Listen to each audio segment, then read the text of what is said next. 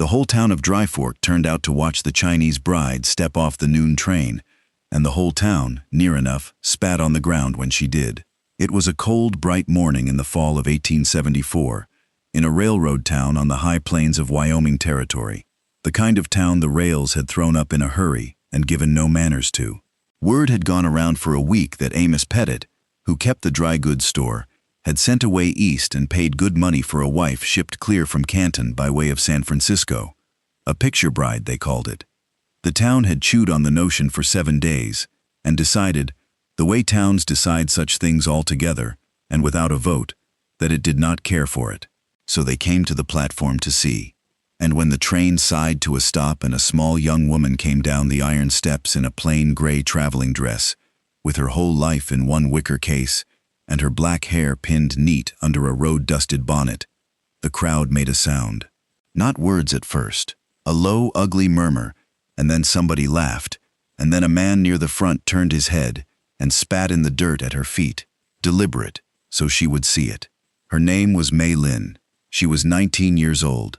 She had crossed an ocean and a continent to marry a man she had seen only in a photograph, and she stood on that platform in the cold with the whole of a strange town looking at her the way you look at something you have already decided to be rid of, and she did the only thing left to a person in her position. She kept her chin level and her eyes forward, and she did not let them see her afraid. Amos Pettit was there. She knew his face from the photograph. He stood at the edge of the crowd in his good coat, and Mei Lin took one step toward the man she had come 4,000 miles to marry, and Amos Pettit looked at his neighbors, and looked at the woman, and made his choice in front of everyone. "Now hold on," Pettit said loudly, backing up a half step. "I never rightly agreed to nothing. There's been a mistake.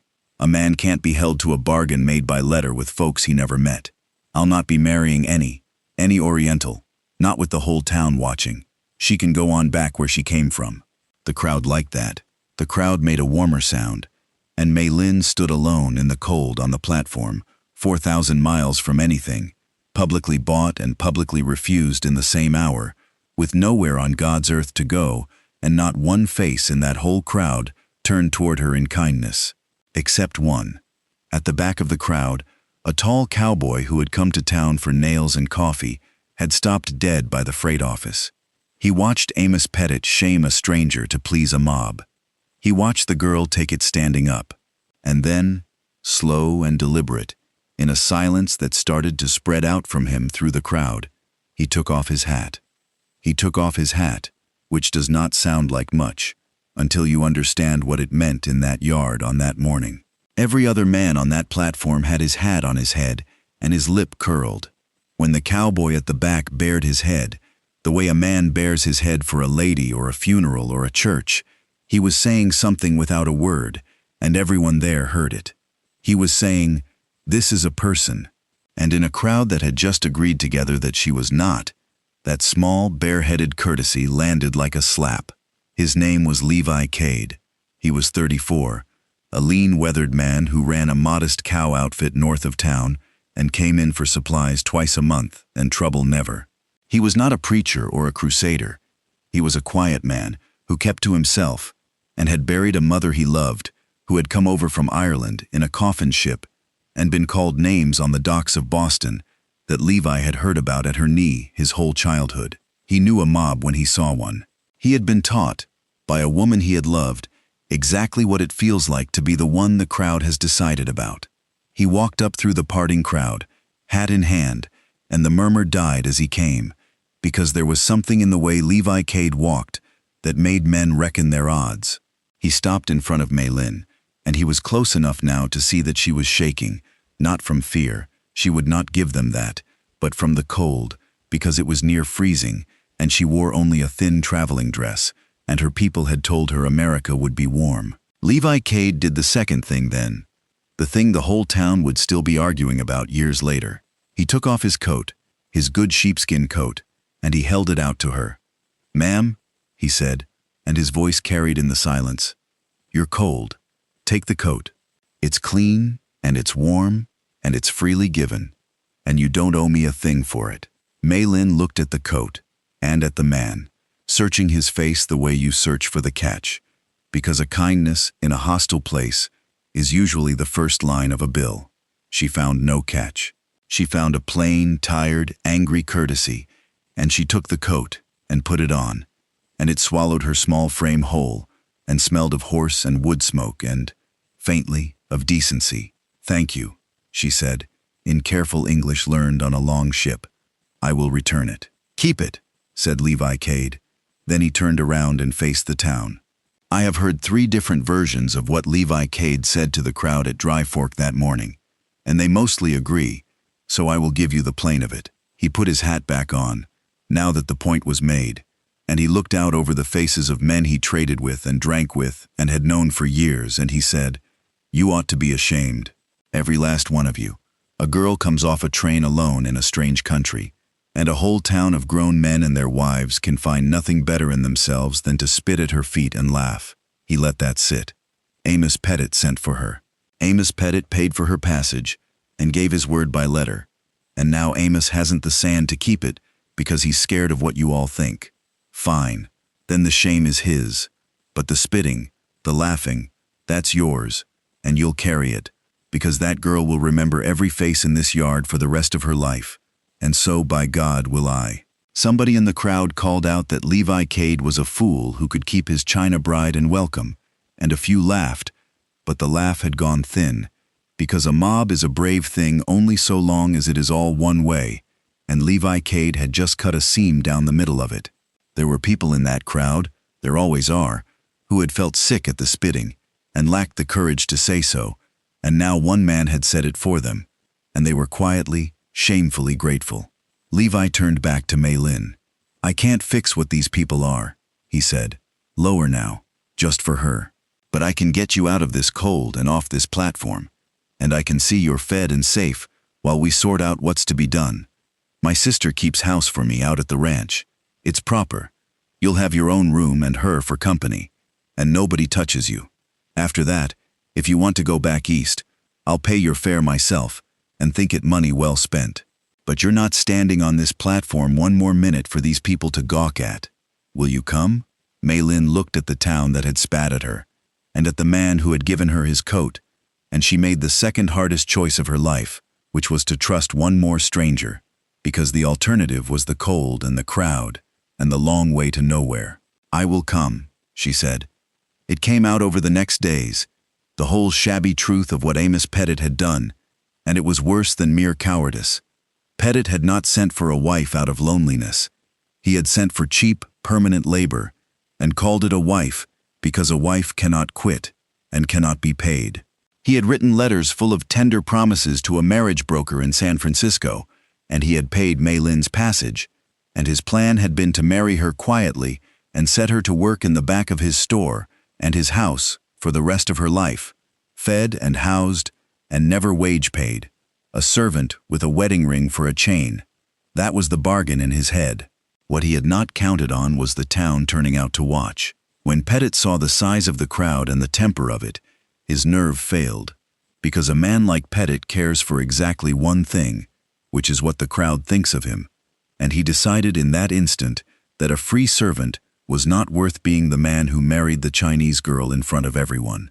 So he threw her away on the platform to keep his standing, and told himself the mistake was hers for coming. Levi Cade found the passage receipts and the broker's letters later, because Mei Lin had kept every one, being a careful person who understood that paper is sometimes the only friend a friendless person has.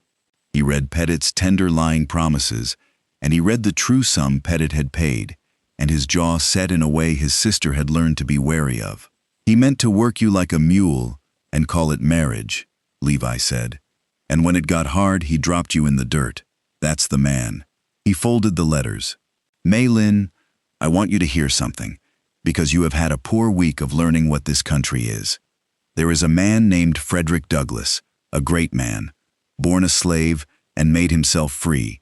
And 5 years ago, he stood up in front of a hall full of people and defended folks exactly like you, folks the mob wanted gone. He said this: 'There are such things in the world as human rights. They rest upon no conventional foundation, but are eternal, universal, and indestructible.'" Levi set the letters down. Douglas was right, and this town is wrong. Your rights didn't get off that train weaker than anybody else's. They came with you whole. I mean to see this town remember that. She stayed at the Cade Ranch, and it was proper, exactly as Levi had promised, and it was the first place in America where Mei Lin was not looked at like a problem. Levi's sister was named Bridget, a broad, plain-spoken woman a few years older than Levi, who had kept his house since his mother passed, and had a tongue that could strip paint and a heart underneath it soft as bread. Bridget had expected, she admitted later, to disapprove of the whole arrangement. She took one look at the shivering, exhausted girl in her brother's coat, thought of their own mother off the coffin ship, and disapproval went straight out of her. Well, Bridget said, hands on hips, surveying Mei Lin in the warm kitchen.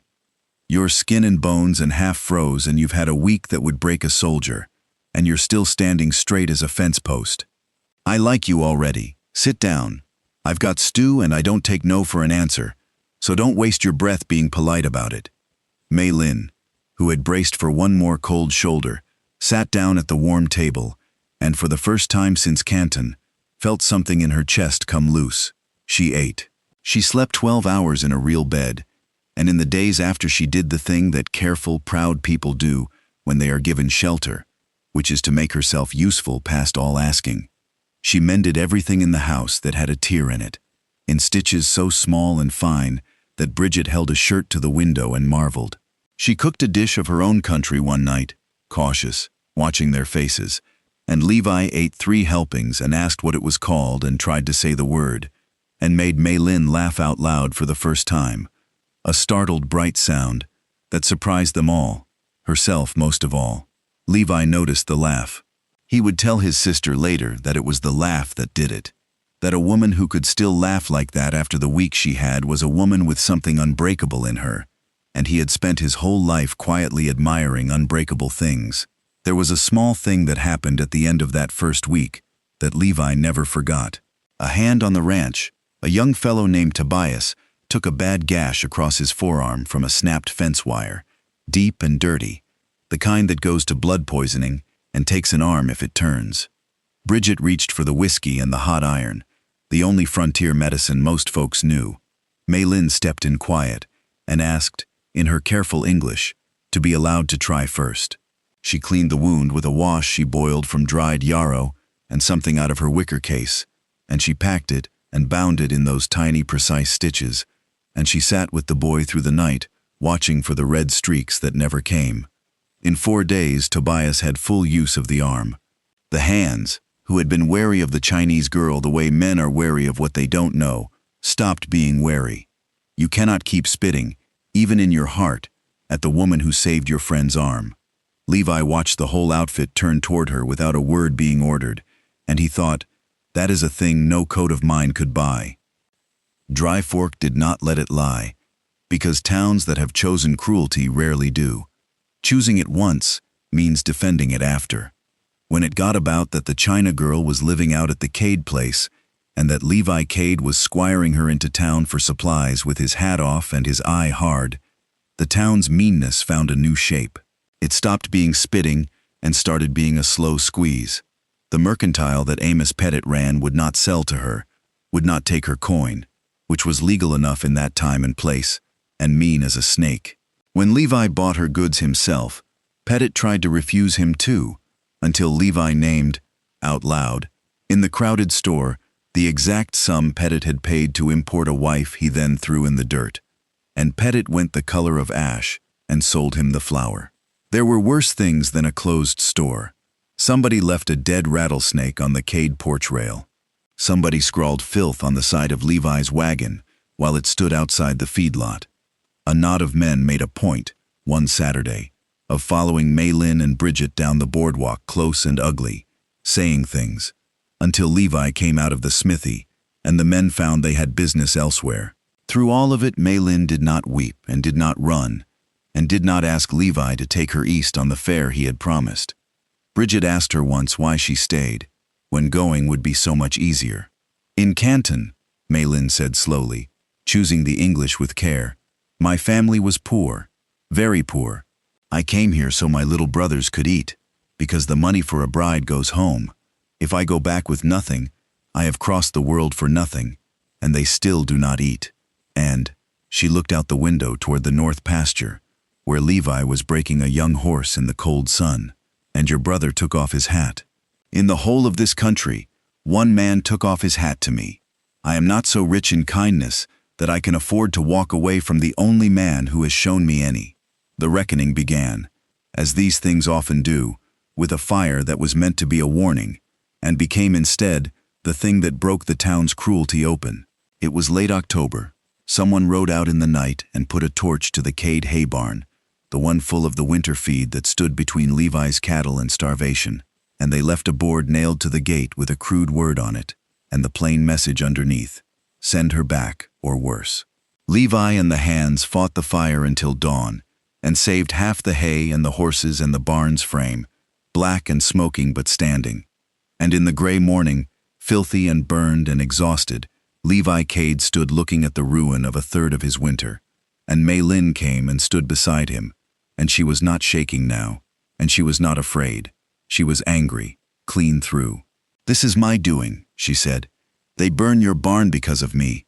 I should go, Levi. I will not have you ruined for a hat and a coat." Levi Cade turned to her, black with soot, and said the thing that settled it between them forever. "Mei Lin, they did not burn my barn because of you. They burned it because of them. Don't you ever take their sin and wear it like it's yours? That's the oldest trick the cruel have. They hurt you and then make you feel it was your fault for existing where they could reach you." He wiped his face. "I'm not sending you anywhere, and I'm done being polite about this town. There's law in this territory, even out here, and there's a federal judge rides circuit through Dry Fork twice a year, and one of those times is next week. Arson's a hanging crime, or near it. I aim to find out who lit that torch, and I aim to see him answer for it in front of the same town that's been cheering him on. Will you stand with me? Because it'll be ugly before it's over." "I have stood in uglier," said Mei Lin. "I will stand." Levi Cade was a patient man, and a thorough one, and over the next days he did what the town had never expected any of its victims to do. He built a case. He found the boot prints at the gate and matched them, with a plaster cast a cavalry farrier taught him to pour, to a distinctive broken heel. He found the man who had sold a gallon of coal oil the afternoon before the fire, and to whom. He found a ranch hand who had been offered $5 to keep his mouth shut, and whose conscience and fear of the rope made him talk.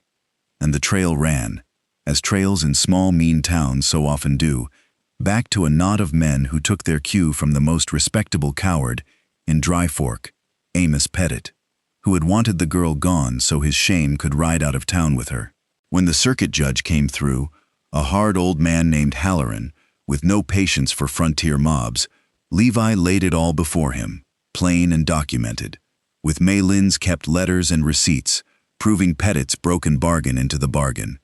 And the town that had turned out to spit at a girl on a platform turned out again, in the packed heat of the makeshift courtroom, to watch the thing turn all the way around. 2 men were bound over for the arson, the one with the broken heel and the one who had bought the oil, and they went off in irons to the territorial court to answer for a hanging crime, and the swagger went out of them fast when the judge described what arson by night could cost a man's neck.